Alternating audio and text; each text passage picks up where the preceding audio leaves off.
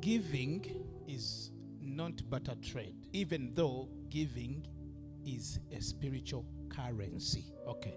Giving is a spiritual currency, but giving is not for barter trade. Let me give you what I have, which I no longer need, and then you give me what I don't have and I need it. It doesn't work that way. No. Why? Because New Testament giving requires three things. Number one, requires faith, requires love, requires mercy, compassion, kindness. Those are the three requirements for giving in the New Testament. So when you give with an expectation of receiving something in return, compromise the love and the faith aspect, because your giving now becomes conditional. So, let me give you this, expecting to receive this. So your giving becomes very conditional. You are in barter trade. So you compromise the aspect of love and you compromise the aspect of faith. And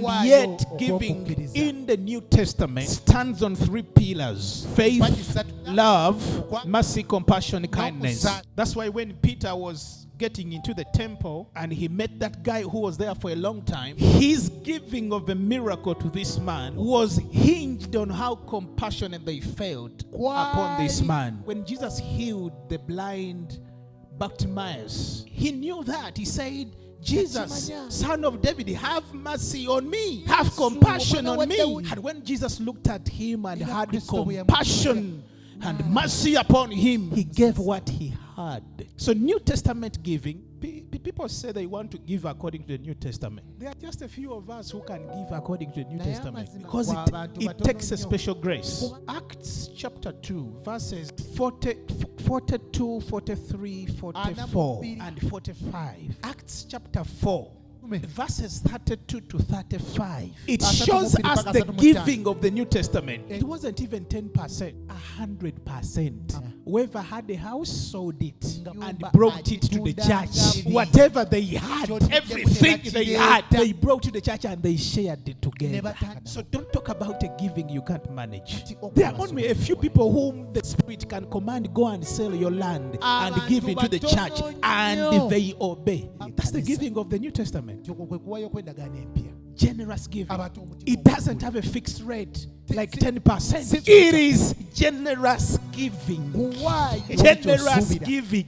You have 100,000 in your pocket. You find someone with 100,000 problem. You feel like you love this guy to be free, to have the peace, to have the freedom. You have felt compassion and mercy upon him. By faith, you get into your pocket and say, I don't know what comes up tomorrow, but go and finish your issues. And you remain seke in you. No, that's called generous giving. That's what it means for God to have only one son. And he doesn't give part of it, part of him, but he gives the whole of him to come, be incarnated into a human body. Eat the same food that you eat, live the same life that you live. Be subjected to all kind of affliction and torture, human abuse. A God in him. That's generous giving. And that's why we have to give through love. For God so loved the world. So loved the world. So loved the world. He's not obligated to give what he gives, but he's yielding so much of him into ministry that he loves it. He cares for it. When the church is not happy, he's not happy. He can forego a pleasure for food to be in the storehouse of God. That's generous giving.